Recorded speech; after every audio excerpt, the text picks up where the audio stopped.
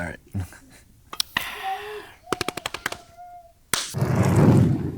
We are back here with another edition of the Iron Sharp podcast. So first things, introduce yourself to the world out there. Let them know who you are, how long you've been training dogs, and what type of dog trainer you are.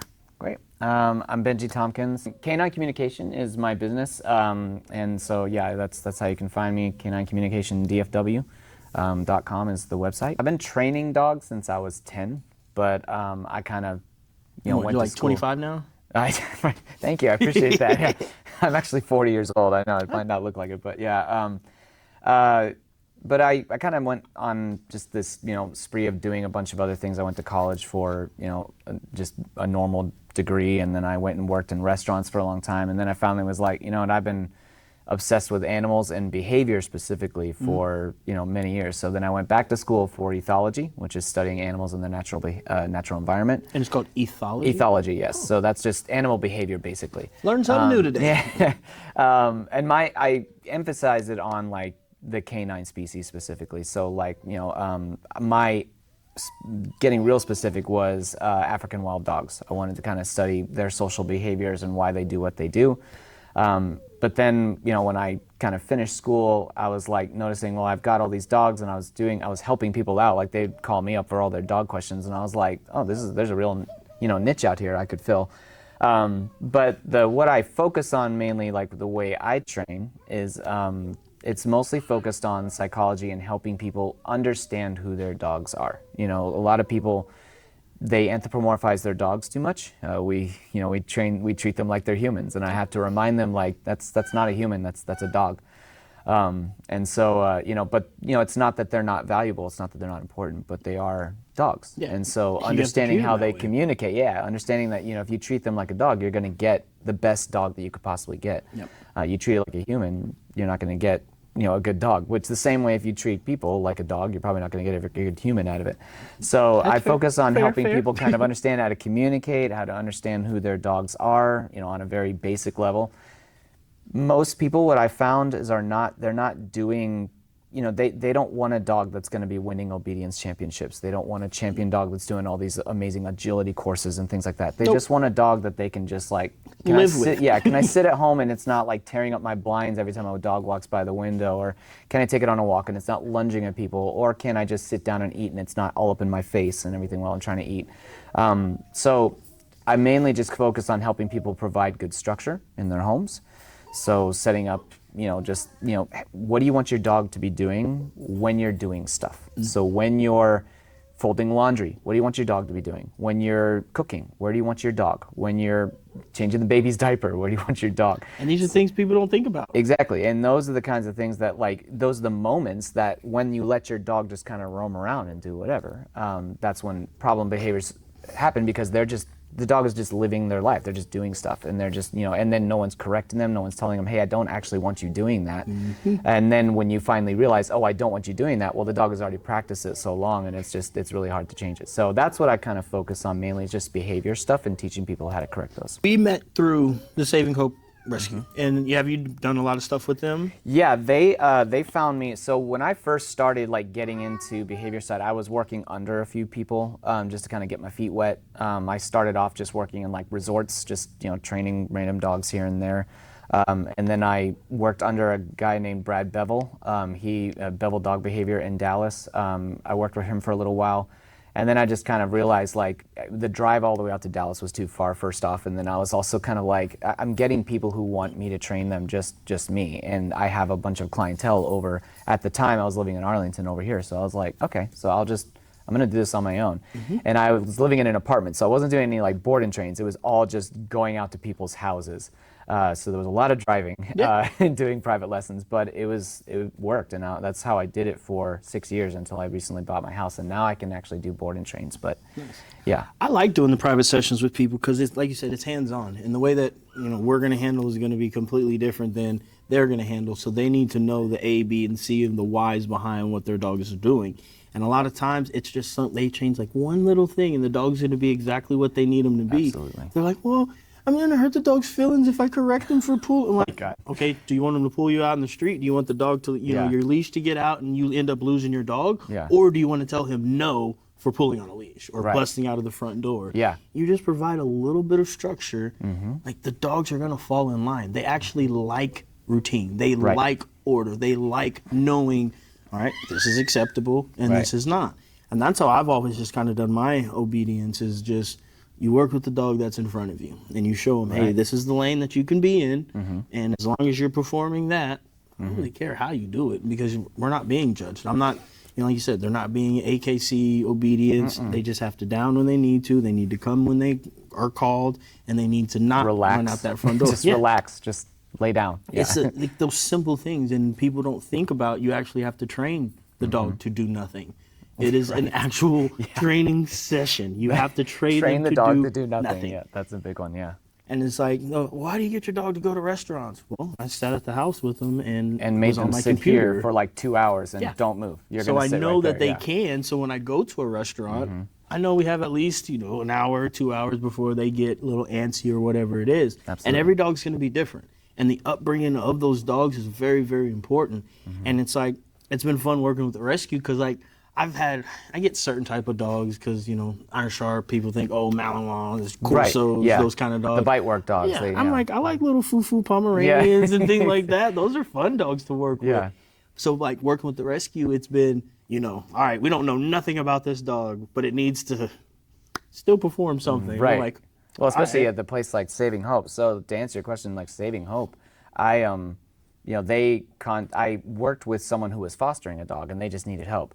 And they were fostering for Saving Hope. Well, they told Saving Hope about me. Nice. And so they will call me whenever they have a foster who's like, this dog is, not getting along well with my existing dogs at the house, or it's like, hey, I took this dog to an adoption event. It was barking at everybody. It was lunging at everyone. And like, it's like that dog's not going to get adopted because it's not showing well. It's not behaving. So they'll call me and I'll go in and work with the fosters. And to your point about going out to their homes, I like board and trains because a lot of times it is good just for a reset. It's like, let me get this dog out of your house because like this is an environment that's not conducive for their learning. And so like, let me get them and just get a foundation set. Nice. And then I'll come back and work with you. But yeah, like, I mean, I was very successful just doing private lessons because I wanted to go in there and I was like, look, my job is not to train the dog. My job is to train you. Because I can do a bunch of cool things with the dog, but if I leave and you can't do it, I have just wasted everybody's time. Yeah, and that's not what we're doing. Yeah, we're not wasting nobody's time. I'm like, my perfect ideal lesson is I sit on the couch and I just direct you, all right, so use the leash this way, and I'm showing you how to do it, because then if you know how to do it, then when I leave, you're good. You got it. Yeah. And I think that's the most important part that people don't realize. And I think when we do board and trains, like they're seeing the progress, but they're not seeing the steps that it take. Yes. So when they get the dog back, they're like, here, front, blah, blah, blah. And then the dog's like, it's like, what are you? Like, you don't have nothing for me. You're not using any of the mechanics. You're just like, why should I, perform for you? So I like doing it because I'll show the dog and then I'll, like you said, hand the leash to them and be like, okay, now it's your turn. Yeah, and I got to work with them. When they first schedule with me or they send out an inquiry, I always set up a video consultation for free, and I'm always like, look, let's talk, because this is as much of an interview for you, like if I want to work with you, as it is if you want to work with me. So I ask a lot of questions, but I also tell them, I give them a whole backstory on like, look, my job is to, again, teach you who your dogs are. I start from the very beginning. I'm like, your dog is a wolf. So they were once wolves. So there's a lot of stuff. Yes, they are domesticated. So their diet's different than wolves. Like a lot of their behavior is different. Obviously, wolves are skittish. They'll run away from you. Your dog is running up and licking you in the face. So obviously, there's some differences there.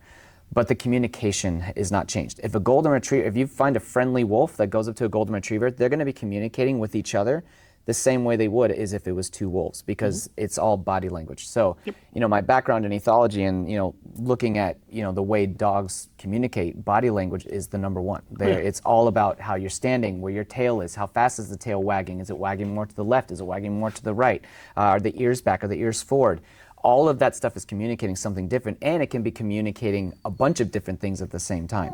And teaching people about those different communication styles is very important for them to read, like, hey, look, and they're like, oh, my dog's happy. I'm like, no, actually, your dog's anxious right now. Like, it looks happy because it's panting and it's smiling, but that is not a human smile. That is a dog smile, which means your dog is anxious, your dog is not happy right now. We need to fix that. We need to correct that. But it's really cool to see people get their eyes open when they see that, and they're like, oh, okay, so how do I fix it? And then they take the steps to do it, and it's really rewarding when they actually understand who their dogs are on a species level, then on a breed level.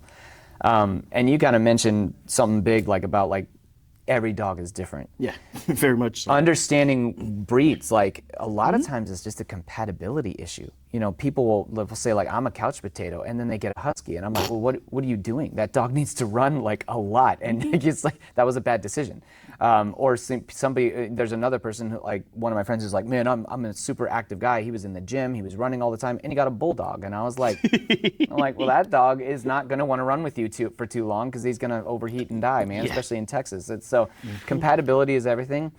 Another thing is, you know, I tell people, training dogs is, you know, depending on what kind of dog you get, it's around 30% instincts, 70% nurture. It's, you know, 30% nature, 70% nurture. It is like mostly how you live with your dog on a daily basis is what's going to make your dog behave a certain way. Now, there are certain instincts, there are certain drives. We've driven herding instincts into herding breeds. They're going to herd. It's in them. Well, so depending. Boot, he is a pit bull in an Australian Shepherd's body. He will wall climb. He will do bite work. He'll weight pull. All of those things. Well, we took him out to a herding thing. He didn't want to do it. He looked at him and was like, nah, I don't think that's I'm very good. much fun. I'm good. That's not for me. I'm like, really, dude? This is the one thing you're supposed to do. Exactly. But like you said, it's how I raised him. Like I didn't show him goats and sheep. He probably was looking at you like, what do you want me to do with that? You want me to bite it? I don't know. Like, what am I supposed to? Yeah. So it's how, like you say, it's how you raise them up, and then what you're rewarding the dog for doing. He started learning that because the hardest thing for him was to bite and hold because they're genetically bred to nip. Nip, yes. So it took me 6 months to get him to bite and hold, and I had to put it on the wall climb. So he was so competitive. He was like half an inch off the ground. Yeah. And then he won. And then it was a foot. Then he won. Then he to the point where now he can be up there 9 foot, and I'm able to like bring him down. Really up there, yeah, that's awesome. It's just you have to be willing to put the time into the dog as well. And a lot of people think, oh, I'm going to pay a trainer and we're going to do 5 sessions, 10 sessions, they and want then the you dog's to going to fix be the dog. finished. They want you to bring a finished product home. Where it's like a robot. They're like, you're just going to program the dog. It's like, nah, it doesn't work like that. And it's like, I can get your dog to do anything, but if you don't show you the value to the dog, and I've had people, they've told me, well, you didn't train the dog for anything. I was like, yeah, I did. I've sent you the videos. You saw your dog doing everything. everything with me, yeah. And then we'll go do an in-home. And, you know, the dog, well, he's jumping on everybody. I walk in the house, the dog's like, oh, shit, hold on. Yeah, I remember this guy. Yep, exactly. Let me just fall in line. Well, Right. he doesn't ever come when you call, so I call him and give him a treat. Well, you gave him something. I was like, okay, so do you not want to pay your dog for working for you? Like, why would you want him to work for free? What can your boss get you to do to work for free? And they're like, I wouldn't. So why do you want your dog to? Like, pay your dog. Give your dog a treat. Give your dog a belly rub. Give your dog some love and affection, a tug, something for him working for you. And yes, there's going to be times where you don't have those, but I want my dog to think 99,999,000% of the time I have something for him. And then that one time I'm like, hey, I got you. Thank you, sir. Now let's go and do what we need to do. Yeah. Because in those situations where it's the emergencies, like you're not going to be fully prepared. And I want my dog to be... You don't have a treat on you. Yeah, you you don't have a collar, you don't have sit. long line, whatever it is. I still want my dog to like understand what I want them to do. And it comes because, hey, they know I got something for them. If they're chasing a rabbit or a squirrel and I say, hey, don't come back to me, they're gonna be like, well, this is fun, but okay.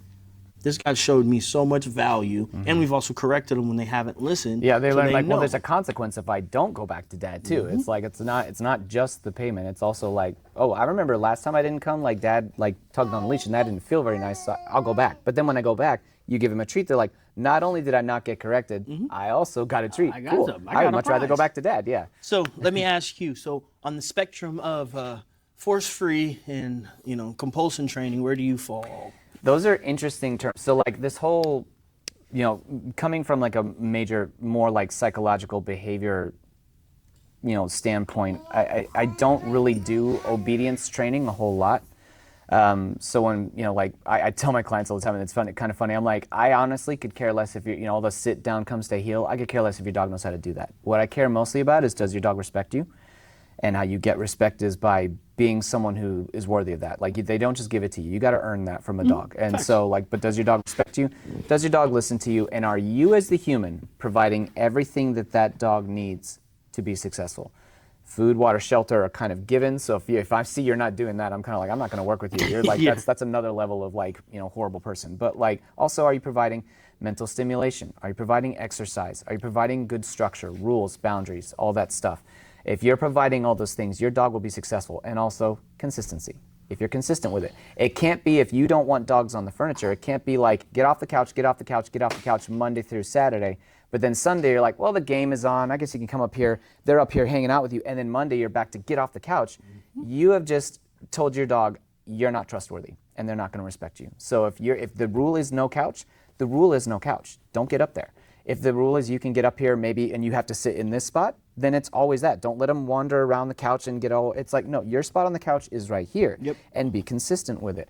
So, it's a fascinating thing. So where I fit as far as like, compulsion training, rewards training, I will let you know right now, I rarely use treats. I do want the dog to just listen to me. It's like, if I told you to come back, I expect you to come back. However, and the reason that is the case is because what I run into most of the time is people are overusing treats and overusing rewards. They're petting their dog while the dog is lunging at someone and they're saying, it's okay, it's all right. And I have to remind them like, actually what you're doing is saying, good, I like that you're doing that. Well done. Keep lunging at that person. And I'm like, so we need to stop with I'll tell my clients, I'm like, I want you to go a week and not pet your dog at all. No pets, nothing. Just expect them to do something. Ask them to do something. Now, here's the thing though, is like, if they've been struggling with something, you've been asking them to do something for months, and then one day you say, go to your spot, and they just walk over there and lay down, stand up, go get a treat, and say, well done, really good dog. Because then they're gonna be like, oh, okay, I've been getting corrected this whole time. They've been telling me no, they've been doing all this stuff, but then when I finally did it right, then I get the love, you're just telling them, you're gonna get rewarded, but you have to work first, and you have to do it. I don't use a lure, I use the leash, I use pressure, so, again, like I use a lot of instinct-based training. So when a mama dog wants her puppies to settle down, she doesn't use treats to guide them. She doesn't do anything like that. A mama dog is just going to bite the puppy on the back of the neck. She's going to bite the snout. She's going to hold on. As soon as the puppy relaxes, she releases the pressure. Now, I don't ask people to bite their dogs. That'd be weird. But I do. Use something. I don't know if you've seen that video. The guy was getting bit by a police dog and he bit the dog's ear. It's like, no, I actually had a client say one time, he was just like, yeah, I bit my dog's ear. It listens to me now. I'm like, okay, well, let's not do that. That's a little weird. But if you use like a slip lead, goes around the neck, and you just want them to sit, you pull up, applies just a little bit of pressure, and you just sit there and say, sit, one time. As soon as they sit down, you release it. Right there, you're basically teaching the dog two things. You're teaching it, first off, sit because I said so. Because maybe one day I won't have a treat on me like we were talking about. And if I don't have a treat, I still need you to sit down. But you're also teaching them to do it calmly. So another case, another thing that I run into in training a lot is dogs are out of control.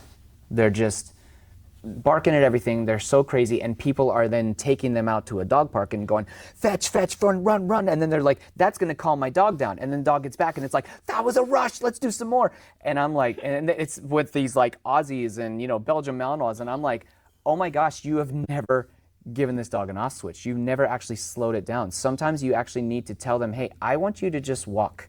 So one of the reasons I like treadmills, like not like the free ones where I like an actual treadmills because I can set the pace. So for my dog, my dog Toby, he's a border collie mix. He wants to run. Everywhere he goes, he's just trotting. He's just tick, tick, tick, tick, tick, tick, tick, everywhere he goes. So I would put him on the treadmill at 1 mile an hour and I'm saying, you're gonna walk at that speed to slow him down. And what that did is it worked this. And then I had him walk for like an hour and a half. So walking for an hour and a half, he was getting physically exercised, but at a pace that was forcing him to like think and so, okay, let's actually think about what I'm doing now.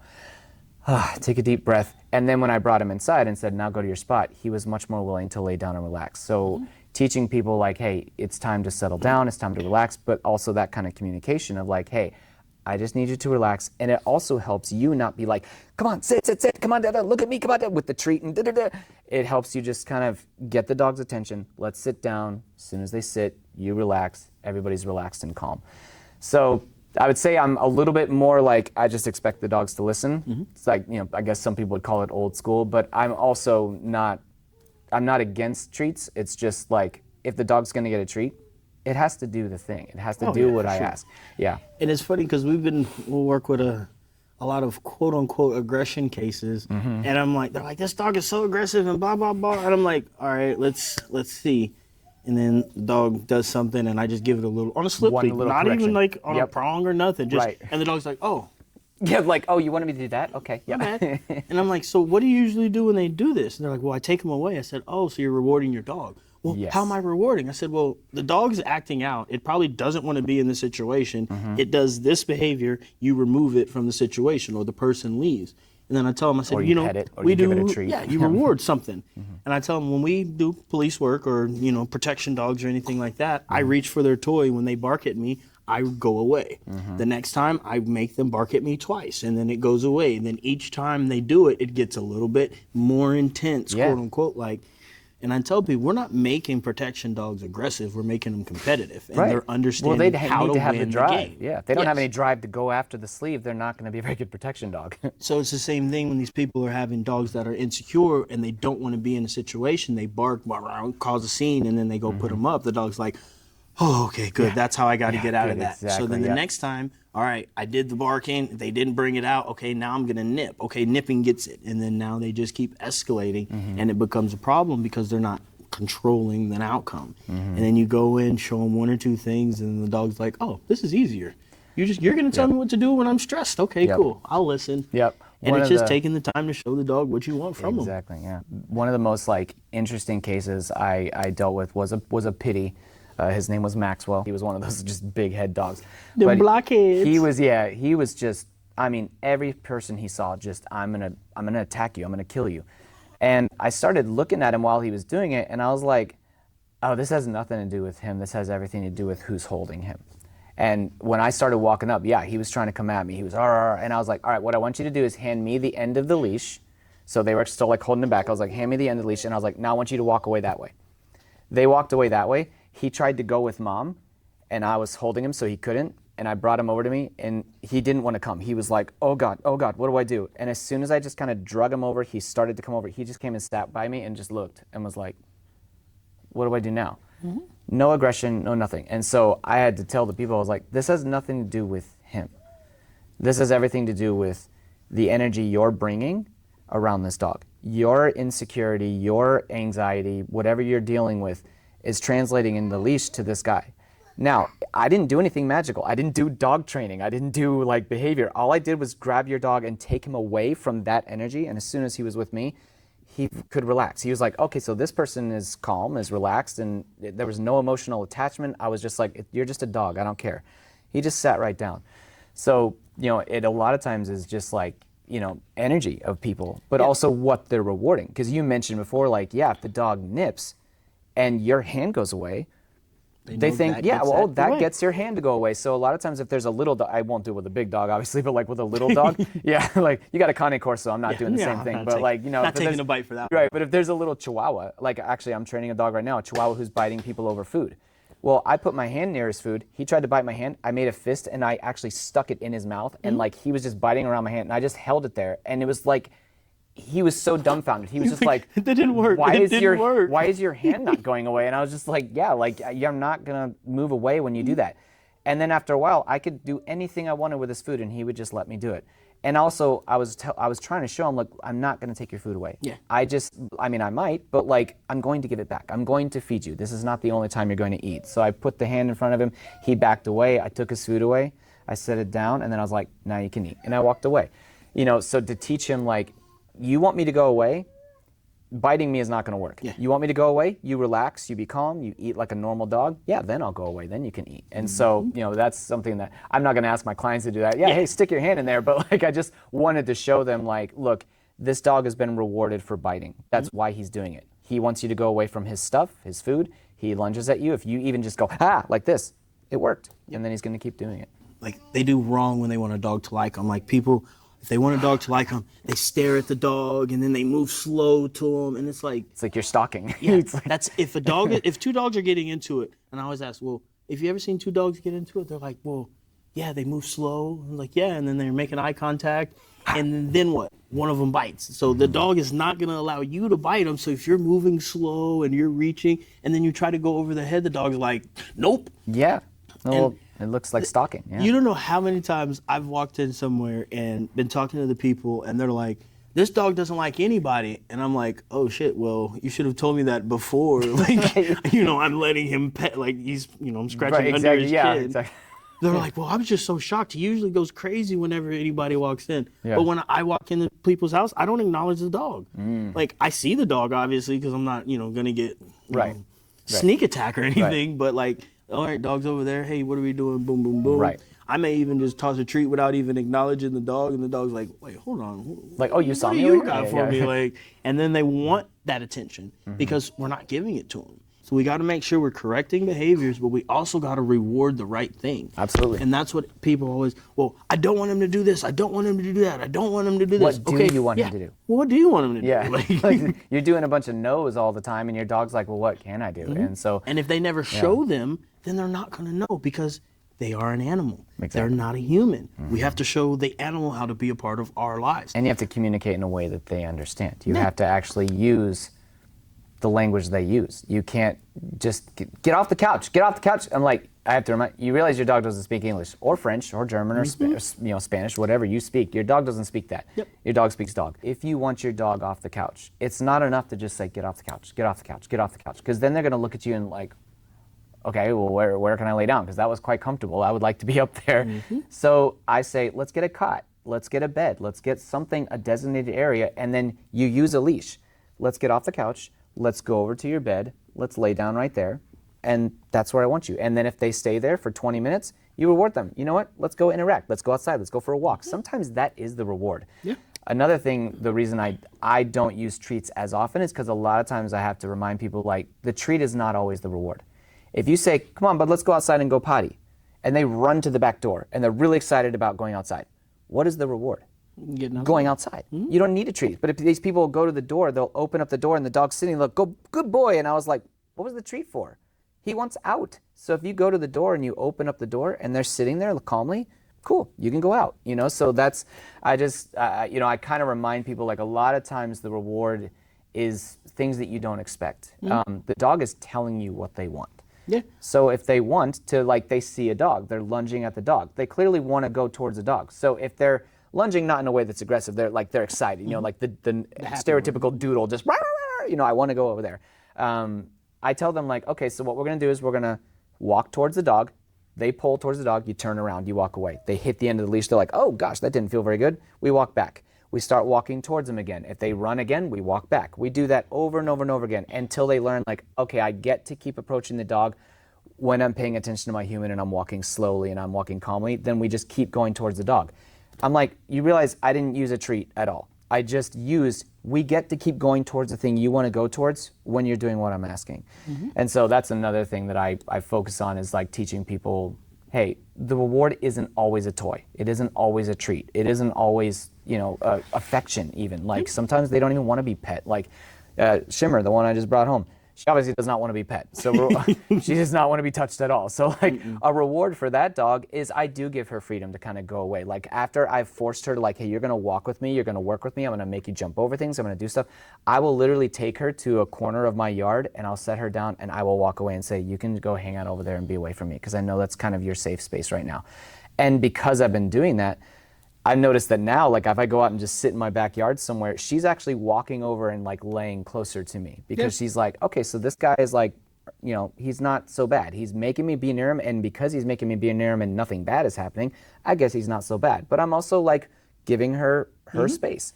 And so, and obviously she's not going to take a treat from me, because she's just so, like, you try to give a treat to that dog, she's like, get it out of my face. Nope, I'm good. So that's another thing where, like, if you have a dog that doesn't have any food drive, and people are like, they're so used to using treats, they're like, well, he won't take treats, how do I get him to behave, how do I get him to get ambition or to do anything? And I'm like, well, again, figure out what the dog wants. Your dog wants something. They're telling you they want something, so you can use that to get them to. And a lot of times people say, oh, my dog's not food motivated, but they're free feeding the dog.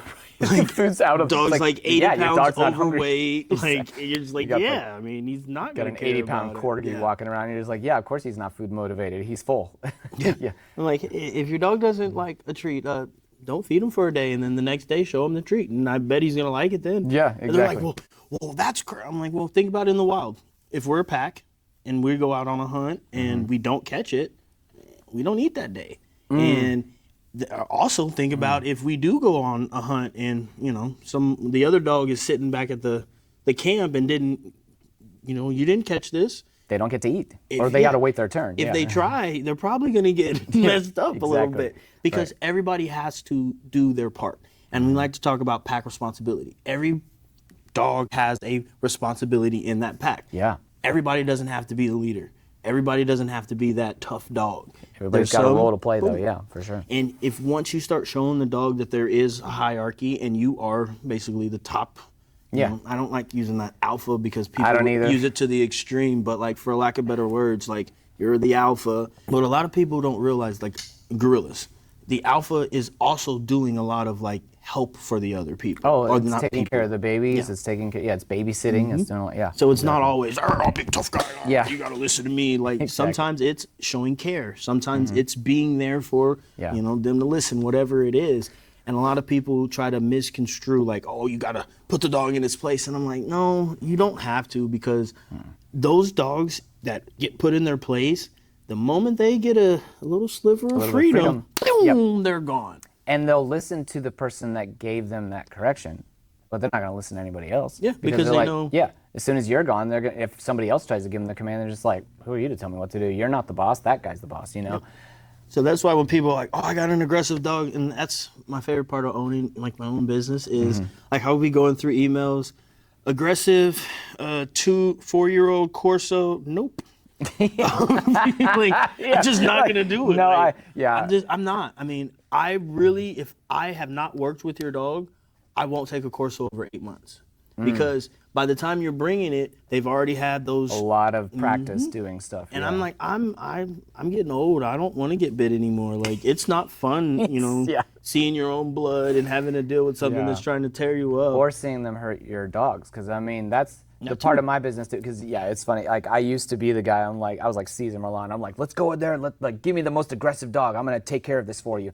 And now I'm like, man, I'm 40 years old. I don't got time for that. So I vet people pretty hard. Like, if they mention anything like, bit a kid or something, I'm just like, you can take that somewhere else. Yeah. Or if they have a aggressive dog mainly, I'm like, I can't take it at my house. Like, we can do private lessons, but I'm not bringing it in my home. Oh yeah, that's what I'll do, because it's not worth it. Yeah. The people, well, you can charge more for it. Yeah, if I get bit in the right place, then I can't do anything. Like, exactly. I can't charge for that. Or if it bites, like, I've got other clients' dogs in my house, and I'm like, I have a pack mentality there that's going on. Like, everybody respects me, everybody understands where their place is, everything's going good. If I bring one wild card in there and starts biting up dogs, like, now those dogs don't trust me. They're gonna be like, you kept us safe for a while, but now that thing came in and you don't have it under control. They're not gonna listen to me anymore. And then the people aren't gonna be happy if their dogs are getting bit. Exactly. It's so just not worth it. It is a good business decision, to kind of like vet those people. Yeah. I'm like, I'm good. Like, I don't have anything to prove. Like, oh, it's just too much dog for you. Cool, I guess so. Like, I guess got me, so. Bro. Like, yeah. I'm sorry. I want a peaceful dog that I can just take everywhere and I don't have to worry about. Like, I don't want those liabilities. It's just. And it's just not even a breed thing. They'll say the breed thing. They'll be like, "Oh, you afraid of a Cane Corso?" And I'm like, "No, I had a puppy Cane Corso at my house last week. Like, it's not the breed. It's like the things you're telling me about what's happening, and yes, like how long they've been practicing that stuff.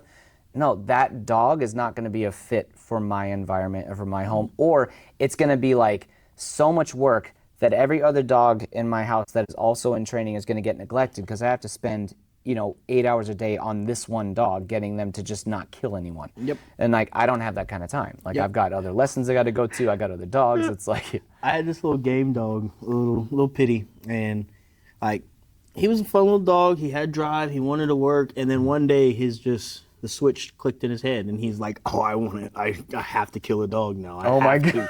I have to jump on something, right?" You're gonna learn today. and I got him outside, and he's at his spot. And I got like 4 dog bowls going to feed the dogs, and we had a little schnauzer runs outside, and like I'm like trying, because I'm like, don't go over there, because schnauzer's friendly. Right. This dog isn't. Yeah. So I'm like, don't go over there, and I'm like, trying to move him out the way, end up dropping the dog bowls down, so food's everywhere. I was able to grab the schnauzer, throw him inside, then I go to pick up the dog bowls, and Juice is he's turned up right now. So he's like, he's just amped up, he's not thinking. So I go to grab, the bowls, and he comes up at me. did you just do what I think you did, dude? Like, so You have to like do a double take. You're like, I'm like, did he just do that? There's no way he came up at me because I mean I've owned this dog since he was a puppy, so it's like we spent the time, bonded, all of that, and so I was like, all right, we're gonna work on this. If he gets, he's doing this for food, so put a prong on him, took him in the garage, had a food bowl down. He went to it. I gave him a correction. He looked back at me. He was like, no, I'm gonna go over there. Went again. I gave him another one. He looked back. I'm going over there. I said, all right. So I raised the level of the correction. Collar pops off. Oh. Yeah. And I'm sitting there like, oh, damn. Luckily, slick floor. I know how to like esquive a dog, make him miss. So he jumps at me, and I'm like, no way. And then he did it again. I made him miss 3 times because like I'm in shock. Like, is this dog really coming to bleach at me? You're still trying to come to terms with like, I think this guy's actually trying to bite me right now. So finally got him. He made him miss. Was able to get the collar. Put him in the crate, called up the breeder, was like, hey, what would you do in this situation besides what I'm thinking? Like, he's like, sell him back to me. Bet. Get the devil out of my house. Like, I'm good. You don't want that mess. Oh. It's just not worth it. And it's like, he would have been a great hog dog or, that stuff, but I don't do that. Like, I like foo-foo dogs. Like, I don't want my kids having some food or whatever, and he grabs them. Oh my gosh, this dog, he's not coming off. Like, we had him do the wall climb. And I was like, hey, I'm going to just let him get some stimulation out. So we're just letting him hang, and he's enjoying it, having a grand old time. You're saying out, and he's still just... No, I didn't even ask him. I just let him hang. We go off and do something else. I'm talking to this dude. He's still there. 45 minutes. Oh, my God. I forgot he was up there. I was like, where's Juice at? And all you hear is, you hear the chain going on my wall climb, and I'm like, he's still out there. 45 minutes. And he's just hanging. That's another level of fixation right there, man. Yeah, that's, oof. So I take him off the wall, and I'm like, he should be, a little tired. He's been hanging, there. Nope. As soon as he got on the ground, he starts dragging me. And I'm like, you know what? I'm going to put him on the slat, see what he does. Go put him on the slat. He ran for like 20 minutes. Wow. Yep. And then still had After energy. hanging for 45 minutes, then ran for another 20 minutes. And not like just a do. And you know what sucks is that the person that would like that dog would be the person that's like, I just want a dog that's just gonna hang out. I want to hang out on the couch with him and just love on him. And I'm just like, no, you are not the one. You are not the one for that dog. Not even a little bit. And that's what I actually did a video. I'm like, do you really want a pit bull? And I had him hanging on the wall, and like I'm like, ow, and he's just like, brake stick in there, and he was smart. So he was a smart dog. You get the brake stick in there, and the moment he felt it, he'd be like, okay, and then he'd bite down on it. Wow. So like he when you get it right to the point, he was like, oh. So it's like, nope, I can't like twist it now. You can't even pry him open. Jeez. Yep. And he was a beautiful dog. He was fit, but it's like that does not fit my lifestyle. Nah. And that's what we tell people. You have to get a dog that fits your lifestyle. My lifestyle now is fun. It's peaceful.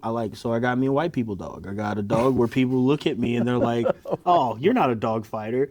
You don't know how many times I've been called Michael Vick online. Oh my God. It is crazy. And I'm like, I got an Australian Shepherd. How am I a dog fighter? Right. Or I'll have, 2 dogs on there. And they're like, you're a dog fighter. So I'll let them off and then they go run around together. I'm like, I guess I'm not a very good one. You're like, I'm terrible at this then, obviously. So I got me a dog where, people are a little more open to coming up. And then I got a Dalmatian. I have a liver spotted Dalmatian. I mean, I was used to Rocco, my blockhead. So I'd go out. Nobody would say anything to us. Nobody would come up. They get on the other side of the street like a pit bull coming in. Like with Rye, my Dalmatian, or even with Boot, I'll be walking. Is that a... Dang, I got to have a 5-minute conversation. I saw your video when you said that you were just like, sometimes I just want to come out here and just like have a nice day with my dog. And people just walk up, oh my gosh, is that an Australian Shepherd? You're just like... I gotta have a conversation with people. Yep, that is the difficult thing about what I do because I go on pack walks. So I'm walking like 6 to 10 dogs at a time, and every day someone will just drive them and be like, "Are all those your dogs?" And I'm just like, "Can't you see I'm working here?" Like I'm like, "Here's my website. There you go. Okay, now leave me alone. Let me go." Yeah, because like I'm in the zone. I'm like still like focusing on the dogs, and I'm focusing on like what's happening behind me, and I'm trying to like keep them in lockstep. So when people just try to stop me, I'm like, you realize I've got 8 dogs right now. This is not the time for you to stop and have a conversation. Like, it's terrible. Yeah. Well, I mean, it's fun. I mean, the dog world is an interesting place. I don't know if you like dabble in like other people and get into all of the politics and everything. It's just, I just like the dog. I like bringing people together, and that's why I've heard about you a lot. They've talked about you up at the rescue, and I was like, I don't know this guy. I've never met him before. Like, and then when I you actually came told up, them when they said when they said Stan, I was like, wait, Stan Smith? I was like, Iron Sharp? And they were like, yeah, you know him? I was like, I know of him. I was like, yeah. I was like, he's great. So when they told me that they were working with you, they were like, oh, so you like him? I was like, yes, that's a good find. Well done. Yes, you guys are doing great. Because they've gotten other trainers before. And I'm kind of like you as well. Like, I don't think we're in competition. There are so many dogs around here. There's enough trainers to go around, and there's so many different niches. Like, what I do is completely different than what you do. What you do is completely different than Joe Blow down the road. Like, you can find what you're looking for. Yep. Anybody can. Like, there's been people who have literally been like, I just don't think it's a fit. And I'm like, cool. I can actually get you in touch with someone that maybe is your fit, and like that you guys would work well together.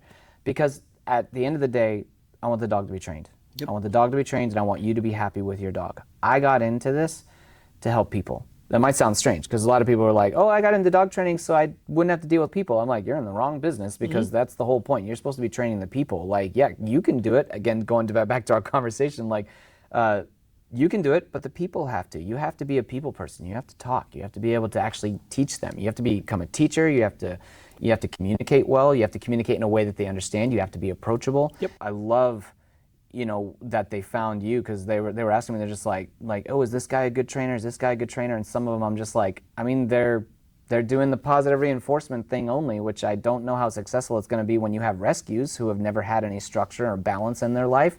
I mean, if you get a puppy, sure, like he's great, but I was like, but you've got some of these dogs in here that are like, they're trying to kill people or they're trying to kill other dogs, like, and just a regular obedience trainer that only knows like, sit, good boy, like, it's not going to help. it's not going to stick. It's I was like, you need someone who knows how to apply a correction and knows how to apply it correctly. Yeah. You got to be fair with. They don't like using prongs, and I'm like, I get it. Whatever thing that you guys tell me that I can work with, we can figure it out. Yeah. It may take a little longer to get a dog, Right, whatever, yeah. but whatever you guys want to do. And when we first went up there, you kind of see it was a little skeptical. Yeah. And then you get this dog to pay attention, and you get this dog to work. Then They're they're like, oh, yeah. oh, hold on, what are you doing?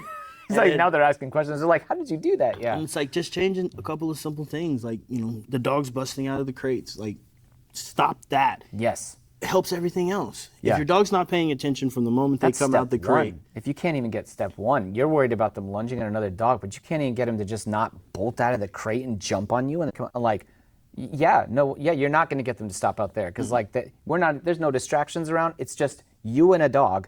And it's like you can't even get them to be calm in that environment. And you want them to not lunge at other dogs out there? Good luck. When they're already stimulated, you don't have no value. I mean, again, we probably think it's simple because we've been doing it. We've seen variety of dogs. Yeah. It's just like you don't even think about it anymore. Yeah, and that's what I tell people. Don't, because people get frustrated when I'm working with their dog and they're like, well, he's not doing that for me. It's like, okay, one, I'm not allowing him to even kind of mess up because I'm seeing it before he's already, so I'm correcting. And it's not like I'm a huge correction. It's just something Especially if it's a little shih tzu. You don't need to like yank him off the floor. It's just like tap on the shoulder, and it's just small things like that. And I'm like, don't compare yourself to me.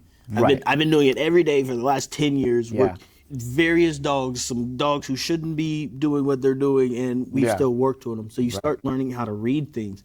Even like when dogs are walking weird, you're just like, hey, something's wrong with that dog's back foot. They're like, nothing's wrong. And you're like, well, look. Like oh, they got a sticker in Yeah. there. It's like, how'd you know? I said, it just didn't look right. Yeah, it's like I watched this dog walk for 20 minutes and something is not happening. Yeah, going back to like what you were talking about, like how you corrected the dog and his collar came off and stuff. I'll tell people, like, I'll show them how to make corrections, and I'm like, if your dog doesn't stop the first correction, we need to find something else. Like if you correct a dog and you yank it and it doesn't change, it's still going after something. I'm like, it should like one pop and they should be like, whoa, what was that? And they should look up at you, and then you can be like, okay, now I have your attention.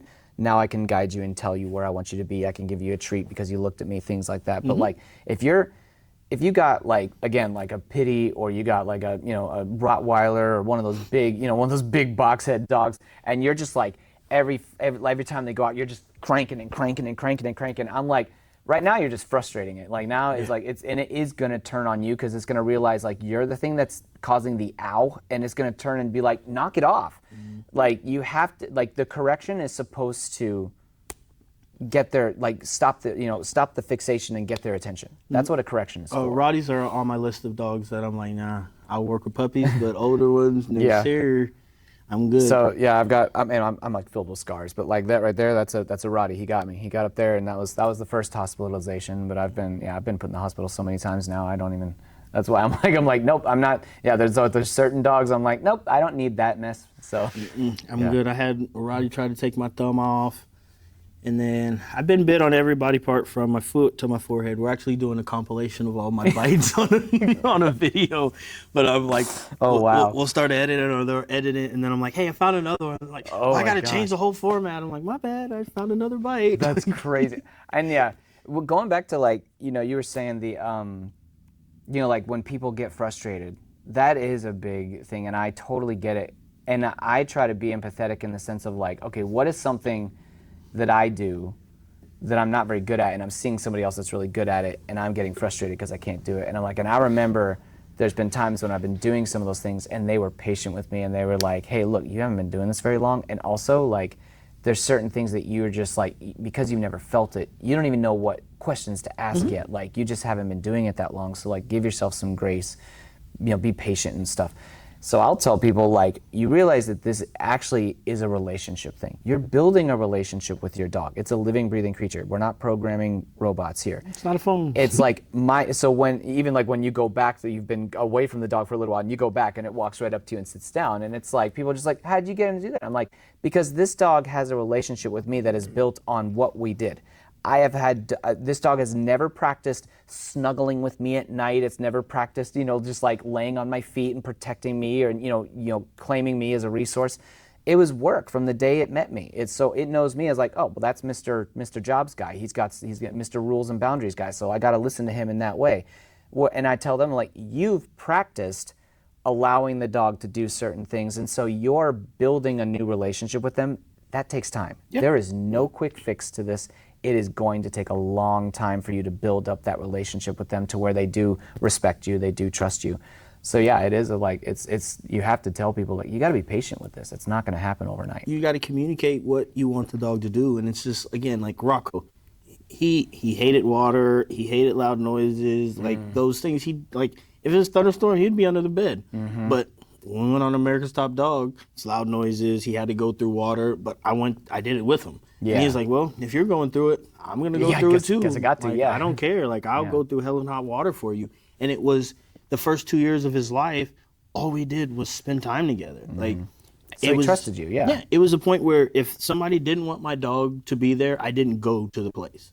And it was just like, kept me out of places I shouldn't have been. And, we just developed that relationship. And he didn't care about nobody but me. Yeah. He was like, if somebody would tell him to sit, he would like and just walk off. It was hilarious.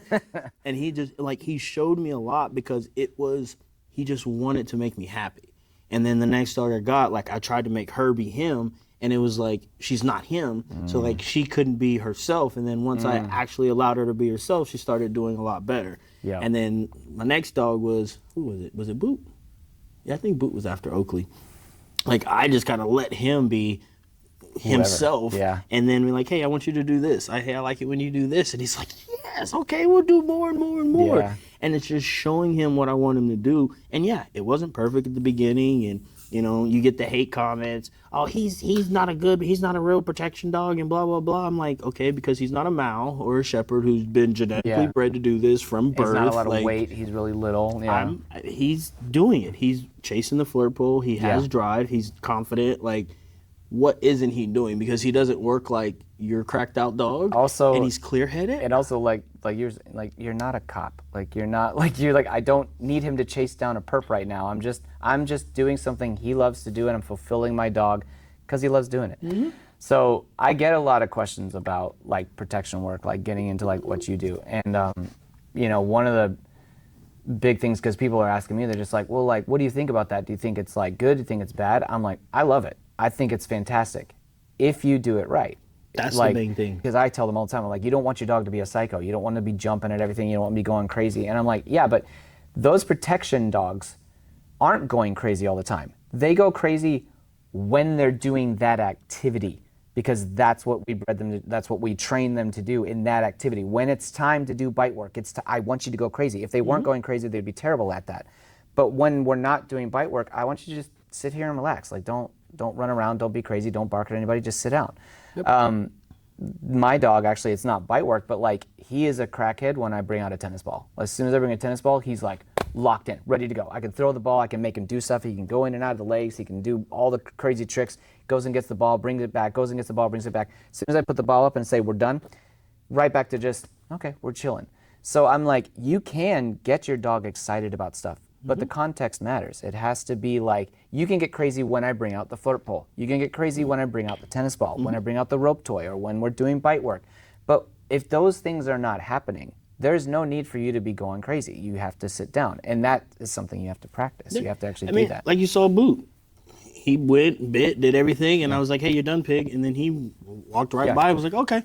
He's like, yep. Exactly. And that's what you want. And I've had people. It's an off switch, yes. Like, I'll leave, my equipment in the car with the dogs. They're not in crates, and they're like, "You're not worried about them tearing up the." I'm like, "Why would he be tearing up the suit? Like nobody's." I didn't give him a a command to do anything. Yeah, he's. Well, my dog will. I was like, all right, well, that means an inanimated object is more interesting than you. Yes. And if that's how your dog sees it, you're messing with the relationship. I should be the most important thing in my dog's life, and I can literally grab anything and Boot will play with it. I can grab my boot, I can grab a can, I can grab my leash, and he's gonna bite it if I tell him, hey, your bite command. Yep. And it's like, he needs to know no matter what we're doing, you should do it because I'm asking you, dude. And it's showing him he's gonna get something out of it. And it just takes time, building that relationship, building that bond. Well, you said, what, it was like 6 months you said to get him to do it right? To bite and hold. Yeah. And then it was like he's 3 now, and I mean we're still working on because he doesn't like open in his mouth because again they're not supposed to bite full. They're supposed to get it and get away. Drive the cattle. Because if they're holding on, they can get kicked by a 1,000-pound animal, and it's like they're probably not going to make it after that. So they're supposed to be dodgy. They're supposed to be little nervy per se for what people think protection dogs. If they're dodging a bite, they're nervy, and it's like no, that's actual self-preservation. Right. Because in a real situation, if I have a knife and the dog's biting and I'm stabbing him and the dog's like, nope, I'm just supposed to stay here, like protect yourself. Come off of this and get the because if you get bit there, like you probably know your hand doesn't work the same way. No. And it's like, if they bite there, you stab them, they take one stab, come off, bite here, now you're done. Yeah. Now you're safe. You can go home. But we're definitely probably going to have you on another edition of this. It was a great podcast. Again, it was great to have you on here. Next time we can have even some more people on here and do like a roundtable discussion and have some topics. We'll get with our media person and they'll have maybe 5 questions that we can talk about. I love it. I mean, I really appreciate it because the only people I really nowadays get to talk dogs to are my clients, which I mean, they're interested in their dog, but like when I start going off on like tangents about like real like dog behavior, and I start talking about the brain and everything, I'm like, like in their brain, the olfactory part, the part that controls their nose, is 40% larger than the part of our brain that controls our nose, and like saying things like that. They're like, yeah, cool story, bro, and I'm just like, doesn't that fascinate you? And they're like, but my dog. They're like, so. What is he? How do we get him to stop barking again? Yeah. So like, it's cool to kind of actually talk to someone again that's like that is in the dog world and it also understands. Like it's like I respect everything you do. Like every single time I see a video, I'm like I've been following you for a lot longer than before you were doing Saving Hope stuff. Appreciate it. I've loved it. So as soon as I saw that they were working with you, I was just like, yeah, this is great. And then meeting you, that was a highlight, man. So it's kind of I saw you walk through the adoption event, and I was like, he doesn't look like a regular like adoption person. So I was like, who is that dude? They're like, oh, that's him. I was like, oh, yeah. So when he came over, I was like, just walk in there, start grabbing dogs. You're just like, is he allowed to do that? Like, I don't ask questions. I mind my business. Like, that ain't got nothing to do with me. If they wanted me involved, they would have said something to me. That's awesome. But I mean, like I said, it was a pleasure to meet you. I like talking dogs. I like doing stuff with other trainers. It's just the dog world is just such a cutthroat place where I just stay out of it because I'm not worried about anybody else. I'm going to do what I'm going to do, and I'm going to just, like you said, make the dogs better. I got into the dog world because I had a dog run out of my front door, get hit by a car. Ugh. That's why I started training my dog. Man, yep.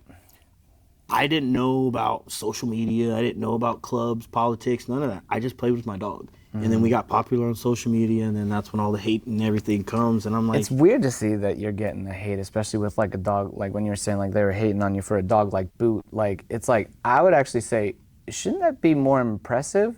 Because like he's using a dog that it's not supposed to do that, and he's doing it. And I'm like, that's actually more impressive to me than I mean, a German Shepherd or a Belgian Malinois that's like, or a a Doberman that's like they're bred to do that. Yep. And yet he's doing it with an Aussie. Like that's kind of cool, man. That's like the coolest thing I've ever seen. Yeah, so. and that's usually what it is. It's, well, he didn't do this. I'm like, okay, well, like he doesn't have intent. I said, where's his lack of intent?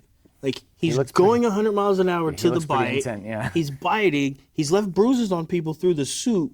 Where is his lack of intent? Because he's pretty? Because he has long hair? Like you think he's not? He doesn't look threatening. That's the point. I'm like, I'm okay with dog. that. I have a concealed carry. Like he can do everything, and if I go tell him to go, he's gonna be like, well, I know you was just petting me, but Dad told me I have to work, so you're gonna get it. Like, right.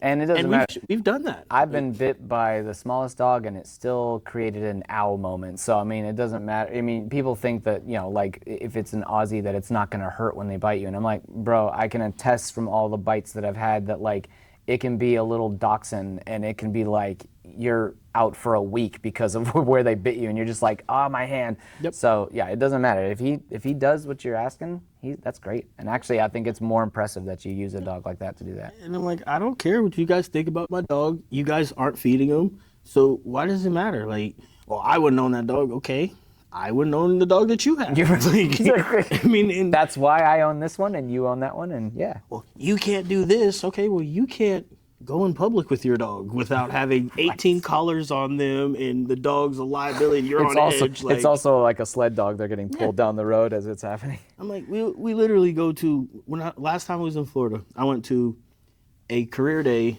at my nephew's elementary school where it's 50 kids. We're doing a little bit of bite work. Principal comes out. She's like, well, is the dog going to be biting the kids? And like, he was just running around. Because like the kids are running, I tell them to. And I'm looking, and I'm like, where's my dog at? Like, where did he go? Did he run off? He's in the middle of the crowd on his belly rubs, yeah. Right after we did bite work. You're like, yeah, he looks real vicious. You better get those kids away. Like. And then 2 days later, he goes and wins a police dog competition. That's so I'm like, that is what I want to do with my dogs. And if you guys don't like it, I honestly don't care. And I think that's the part that really gets them, is because they'll make comments and or your dog's not doing this. You don't care. Your dog's not doing this. Oh, dang, you're right. He's not. I probably need to work on that. I'll say thank you. And then they get mad because I'm not entertaining the nonsense, because it's like, bro, I don't care what you think about my dogs. I post because I like watching my progress. Like when videos pop up from 10 years ago with Rocco, when we first started, I like seeing how bad I was. I liked seeing how terrible my luring was or my healing. And then it's like, now it's like, oh, it's just second nature. Yep. And I get questions all the time. I got one last week, was like, hey, when did you know that you were supposed to go to your first competition? I sent him a video. I said, I should not have been at the first competition that I was at. My dog did not know clearly heel. I went too soon. He did not know down in motion. He did not know bite work, but they were going to compete. I wanted to do something with my dog. I know everybody was there talking shit. This dog is trash and blah, blah, blah, and he shouldn't be there.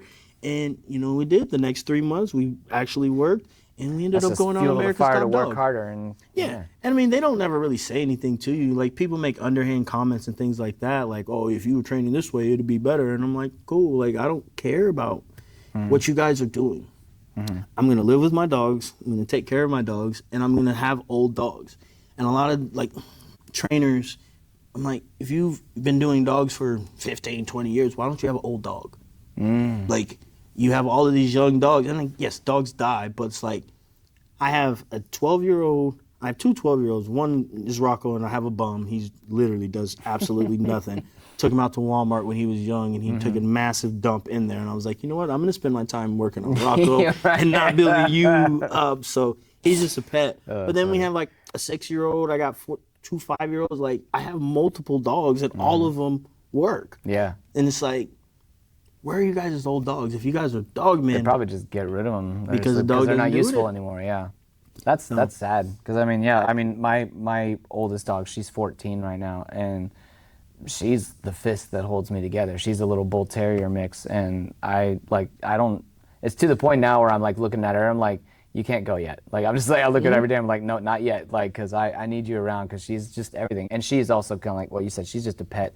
I used to take her to like lessons and stuff. Now that's Toby, my border collie. He comes with me to like do shows and things like that, or showing like if they have a dog that's reactive, I'll bring him there because I can tell him, hey, lay down, and I can go work with the dog, and he'll just stay there. Yep. But that was Addie, my older dog, and now she's just like living her best life, rolling around in the grass in the backyard, and I'm just like, it's cool to actually see that part of her life now, like just to her to be able to just kind of just be with the dogs and go in the backyard and just live out her days, man. It's great. Yeah, it is interesting. That's not even something I even thought about. But like you're right. Like when I see a lot of trainers, there's not a lot of them with like older dogs. They're all like like 2, 3, 4 years old. That's interesting. Rocco's 12. We had him probably out about a month ago. Was doing some bite work, and he still Still got it, He huh? still bites hard. It just takes him a little longer to get there. Like he's gotta rev up the engine a little bit. Yeah. Yeah, I gotta warm him up. Do a couple of warm up laps before we those 4 start. gears turned into 12 gears real quick.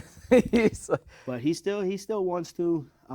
It's been hard, watching him slow down. Obviously, from him jumping through car windows to me having to pick him up into the car now. Oh, it's just that like, one got me, man. Okay, so I was actually boy. telling my mom this the other day because that girl Addie, she's about 30 pounds. So she's about this tall. I still have made her jump up into my SUV. I'm like, get up there. I'm not gonna pick you up. Like her whole life, I'm like, you can do this. And I've trained her to do. She was doing agility courses. She was doing all sorts of stuff. Like I was always like, you're a strong dog. There was one, and then she's jumped up there and fell before, but she'll just kind of gather herself and jump back up.